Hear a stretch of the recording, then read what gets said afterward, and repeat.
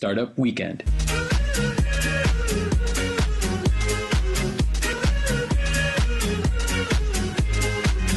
va laisser la parole maintenant à mademoiselle Lynn Hervé Passé. À toi, Lynn. Bonsoir à tous et bonsoir au jury. Merci d'être venus en ce dimanche et je vous mets à contribution là ce soir. Alors mon idée s'intitule Puissance Chef. Elle allie tourisme et formation.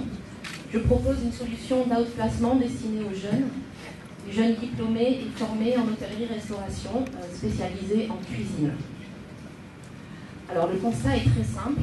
La Réunion est une destination qui ne connaît pas la crise. Tous les magazines que je vous ai donnés. Ma source est le Top Resa qui s'est passé là dernièrement en septembre à Paris. Nous avons aussi des formations d'excellence à La Réunion. Un jeune du Centaure participe au 42e Olympiade des métiers. Et en fait, le constat aussi, c'est endiguer l'hémorragie car les meilleurs du secteur s'envolent. Et le savoir-faire en fait réunionnais disparaît de l'île. Alors les problématiques, c'est d'accompagner les jeunes à l'issue de leur formation, parce que quand ils sortent de centre de formation, ils sont un peu jetés dans la nature. Donc les métiers liés à l'hôtellerie, liés au tourisme et à l'hôtellerie-restauration sont des métiers difficiles. On a du mal à en parler, comme mon collègue chocolatier que vous avez pu voir tout à l'heure, parce que ce sont des métiers qui nous tiennent à cœur vraiment. Et en fait, on parle souvent de l'excellence des grands chefs. Les chefs français ont une renommée internationale. Et à la base aussi, il y a de l'excellence, mais entre les deux, pas de juste milieu. Donc en gros, ma solution, c'est une activité de consulting alliée à une méthodologie pour accompagner le chef en puissance, en devenir tout puissant chef. Donc appuyer sur un bon réseau, un carnet d'adresses, et relayé par la télé, l'internet et la parution d'un livre de recettes des jeunes chefs que j'intitulerai Jeunes Pousses. Et bien sûr mon vécu, parce que cette activité je la fais déjà gracieusement. Donc les segments, ce sont les restaurateurs en premier lieu.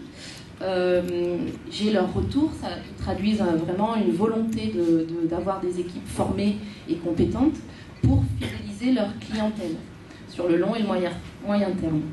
Les organismes qui ont un pied dans le tourisme, donc le syndicat de l'Union des métiers de l'industrie de l'hôtellerie, le Centaure, le Pôle emploi, la Chambre de commerce et d'industrie, les centres de formation, donc la population par le biais de l'émission de télé et la web TV et bien sûr le livre de recettes. Donc en gros, parce que ça n'a pas l'air d'être très clair, le chef en puissance présente une carte sur une ardoise. Donc au sein d'un restaurant d'accueil. Comme dans un hôpital, on a un chef titulaire et un chef résident. Donc l'idée, c'est de continuer en fait cette passerelle. Donc ce serait un minimum de 3 jours, un maximum de 100, et on est aidé par le Pôle emploi avec l'action à la formation préalable au recrutement. Donc les sources de revenus, donc c'est une facturation directement aux prestataires, participation financière des stagiaires pour l'inscription à la télé, le concept de télé, le livre de recettes, les sponsors pub et les subventions publiques en dernier ressort. On m'a dit qu'il ne fallait pas trop compter là-dessus. Ensuite, le plan de financement initial, 2500 en love money, donc les amis, la famille, 10 000 de la banque, monsieur BR, et ensuite subvention et prime litige. Donc compte de résultats prévisionnels en euros, bon, ça c'est votre partie, c'est pas trop la mienne, mais je peux vous l'expliquer. Ouais. Les avantages, c'est de créer un CV interactif, donc intelligent. C'est pas seulement de dire voilà, j'ai bossé dans tel restaurant, j'ai bossé là, mais c'est aussi de dire j'ai bossé dans ce restaurant et voilà, j'ai fait cette entrée, j'ai fait ce plat, j'ai fait ce dessert, et commencer à avoir un CV intelligent. Donc ce serait un parcours à la école de commerce, parce que dans cette formation, à part les écoles suisses, voilà, ceux qui sortent du Centaure, c'est pas des fils d'eux, quoi, il faut les aider. Donc il y a bien sûr un côté relationnel, côté humain dans ce secteur. Donc pour finir, comparer n'est pas raisonner, donc autant s'inspirer de choses qui marchent. Cette idée marche déjà aux États-Unis, ils l'ont appelée Guest Chef. J'avais cette idée il y a 2 ans, ils l'ont piqué, c'est pas grave. Donc Auckland, Californie, apparemment tout se passe là-bas. Donc on est une génération Y, une génération qui se pose des questions, la génération pourquoi, why. Donc là, nous, il faut qu'on trouve, là où les mauvais trouvent des excuses, nous, les bons, on trouve des solutions. Donc je voudrais remercier les équipes de la start-up, le staff, les mentors, les porteurs de projets, tous, c'était super. Lionel Gallas, Paddle Réunion, Monsieur Jean-Pierre, mon prof. Voilà, tout le monde, j'ai pas eu le temps.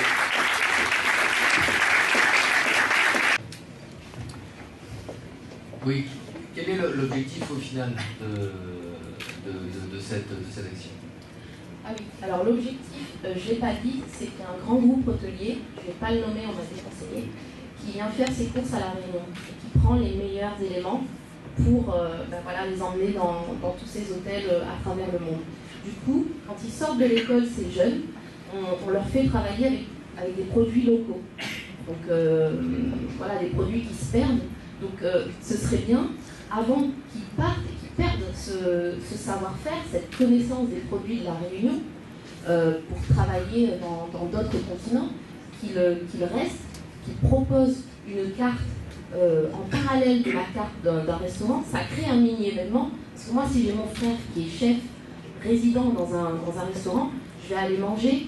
Donc ses amis, la famille, ça crée une ventilation sur la vente. On peut voir que le restaurant qui accueille a aussi un bénéfice. Je ne sais pas si j'ai répondu à votre question. Question?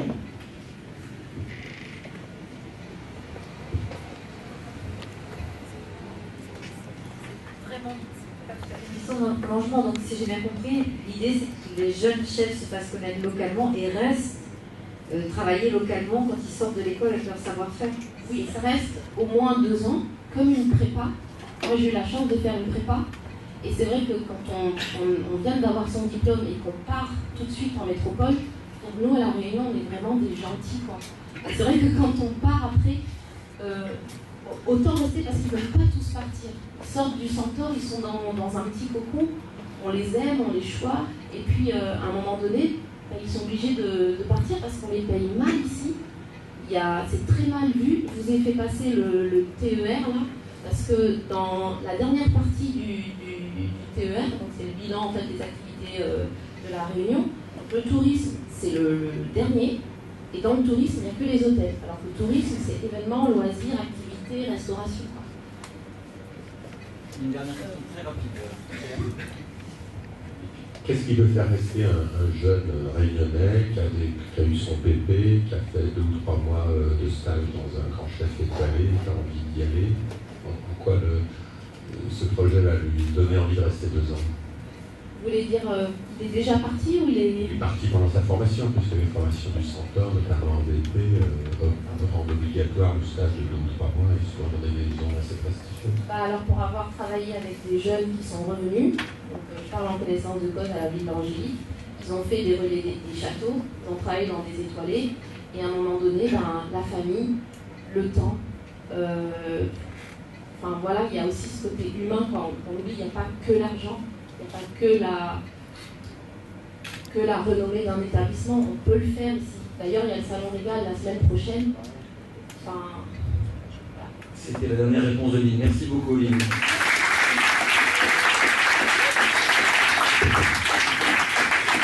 Ça va être content.